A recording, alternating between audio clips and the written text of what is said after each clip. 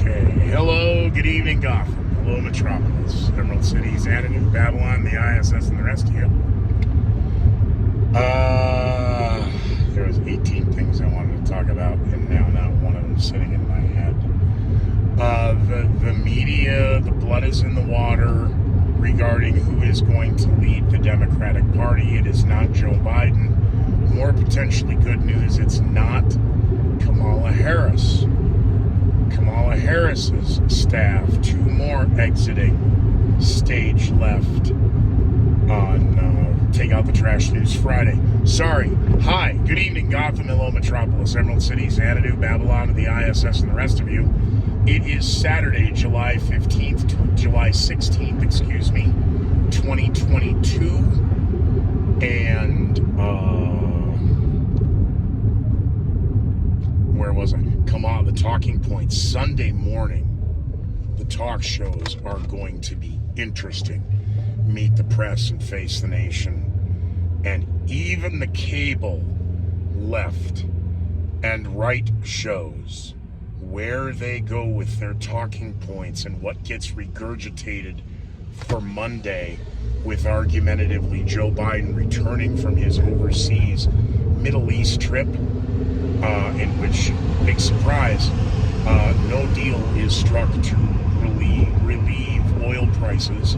And more potentially bad news, they're saying get ready for another surge in prices this fall. How convenient.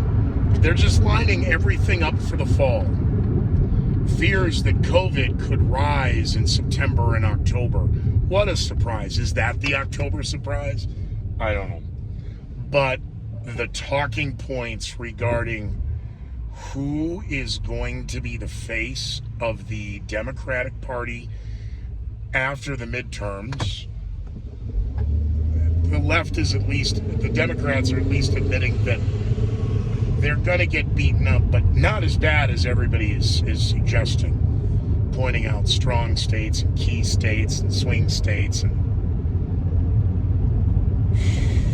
the sheer volume of nonsense coming out of the left and the sheer lack of any direct forward drive in any direction other than opposition from the right is now concerning, because they're like, well, the Democrats are defeating themselves. We don't need to do anything. It's like, yeah, you do. You absolutely need to show the people that you allegedly want to lead where you plan on taking this country, because the blame game is getting tiresome. Even the the polls and the Democrats in those polls. Okay, we get whose fault it is. Enough. What are you going to do about it? And I think that is going to be the proof in the pudding this next week. As sadly, guess what? The Democrats are going to be able to say, hey, we don't know. We really don't know. We're working. It's on our top priority. They have all the code words, but they don't have the plan. They don't have, we are going to do X, Y, and Z to get us to A, B, and C so that we can do 1, 2, 3.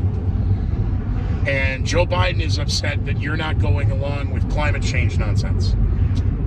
So, again, where these talking points go, I don't know. It's going to be very interesting to see the Sunday morning spin and where they want it to go versus where this is all going to play out by Tuesday afternoon. Because we still got the morning show, the Monday morning show twats and their crack staffs, interns and stage callers and nonsense. That was one of the cases. The radio comment. There's an interesting moment now in time when you spin the dial and you're scanning and you're wanting news. And I encourage all of you to prove me wrong, but do the experiment where you're touching both sides of them and they're all drilling the same, just from a different angle. Why is it so important for them to keep these top of mind issue awareness nonsense. I don't know. I really honestly don't know why we know why the Great Reset. I mean, there's Agenda 21, there's Agenda 2030, there's the Great Reset, there's Klaus Schwab, there's Davos, there's the World Economic Forum, there's the Bilderberg, and then they're real quick to, all right, you're a conspiracy there. All right, I give up. See, we can have a factual debate on certain issues, but the minute you go to the name calling, which now brings me to because now I know, okay, I wrote it all down. So we are now at a very dangerous tipping point. Are we at civil war? Everyone's warring, preparing to battle. When it comes to the fight for their lives, the constitutional issues, threats to democracy, all this language being synonymized and homogenized, creating a world of bullies and a society that's being, not led by them, but, other than led to slaughter.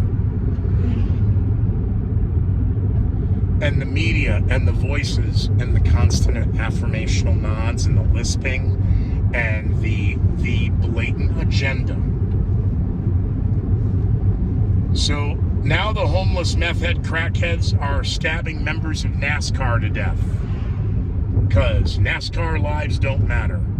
That's going to be an interesting headline. Again, the homeless mental health drug crisis on our streets in the United States. And we've shipped what? 60 billion, pushing $80 billion to Ukraine. Something's not adding up. Oh, that's conspiracy. All right, fair enough. We'd like to know more.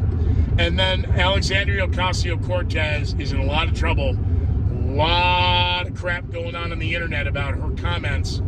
And the allegations now, the January 6th hearings are a cover-up and that the police opened the doors. So I don't know how they put this genie back in the bottle on Sunday morning, but we'll find out.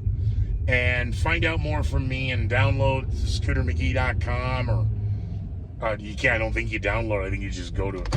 I really should go to my own website sometime and see what it does. Let me know in the comments what you think's going on. I'll tell Alvin and Kevin and the rest of the crack staff. You really should know the third one. You just sign up on Patreon, so I have to go there to find out everybody's names. Add me on Facebook. Follow me on Twitter. Thanks for subscribing. If you have, if you like it, great. If you don't, I'm sorry. There is no dirty joke for the day. I did this early so I could sneak out of my normal location and be somewhere else tonight. So be well, be safe, and be incredibly leery of the headlines, Gotham.